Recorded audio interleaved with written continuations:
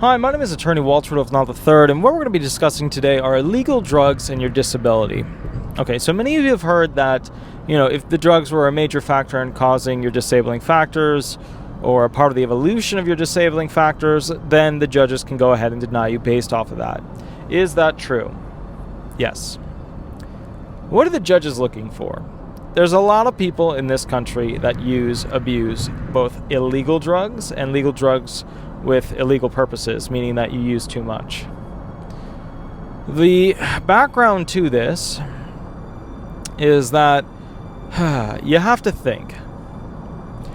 The judge wants to go ahead and see that he isn't paying money to an individual that's just going to take that money and spend it on illegal substances. Do a lot of people do that? You bet.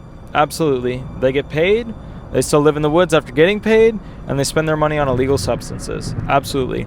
One claimant I knew that I represented actually went through, got his benefits, started a meth lab in the woods, then got arrested. Everybody stole all of his meth lab equipment, came out of the woods, basically, or came out of the, the prison where he was, and lived with his family. Then went back into the woods, got a hot shot, which is like, too much cocaine or too much whatever drug in one shot, and thereafter was unfortunately killed. So basically what you need to know is this. Yes, drugs are a problem. If they were a major aspect of your disability forming or becoming or whatevering what it is now, yeah, then they have the duty to deny you based off of that. Here's what they're looking for. They're looking for detox. Detox is like the mini version of rehab. It comes before usually rehab. Detox is kind of like a 5 to 7 days, usually, program that allows an individual to come out and say that for that time they went through a bunch of counseling, group sessions, yada yada, that have taught them not to want to use those drugs. All right, why is this important? It's a bullet point, and that's what the judges need in order to supply, in their documentation, their brief back to the claimant, information to prove or disprove something. So if they want to disprove that you are still using drugs, they're going to need some sort of concrete proof, objective proof. You completed this program, you completed this system. Now there's no surefire way to go forward and say, hey, this guy's absolutely 100%, no doubt, off of drugs. In fact, all drug addicts are going to be suffering as drug addicts for the rest of their life. So it is what it is. Every day they're a drug addict. Every day they're a recovering drug addict. And usually they just kind of flip from one to the other, one to the other, one to the other. What's really important here is to remember that the judge needs bullet points. So let's go through a few of those. Detox certificate, urine analysis UAs for a continuous period of, say, 3 months, where you haven't had any cocaine or heroin or pot or whatever in your blood, or actually in your urine. Things like that go on to prove, that you have a history of doing the right thing.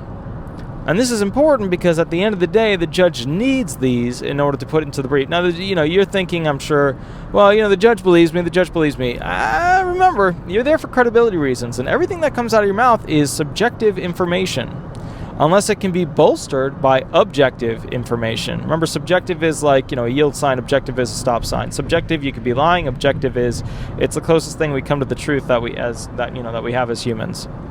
So let's take, for example, you were using drugs for a while. You got UAs for 5 months, drug-free. All the test results came back. You're good.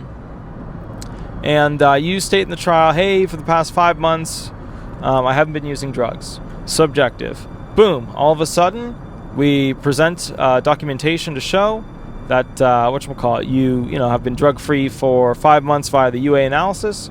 And all of a sudden, that becomes concrete. We have objective evidence. Subjective alone. I haven't been using drugs for 5 months. That's good. That's nice. That's wonderful. But it's not really that great.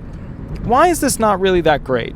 And the bottom line is that at the end of the day, you've got to essentially be able to prove, that you're not going to be using these funds for drugs or illegal purposes. I know what a lot of you are thinking. Well, I just use a little pot left in, there's a little bit here and there. Hey, that's fine. Do your thing. If your state allows it, great. Federal law currently doesn't allow it. One day your state may allow it. Cool, awesome. I don't really care. But the bottom line is this. Okay, at the end of the day, it is the judge's duty to do an analysis on your drug habits. If the judge feels at any point, okay, that your addiction is continuing, that your addiction was a major cause of your disabling factors, then guess what happens? Denial. All right? My name is attorney Walter Rudolph Hnot III. I'm with Disability Resolution PA. In the bio area, you can catch all the contact information. If you have a unique claim, give me a call and I'll give you a unique answer for it. Also, remember, by the time you watch this video, it may be old hat. I'll catch you later. You have an absolutely wonderful day. Thanks. Bye-bye.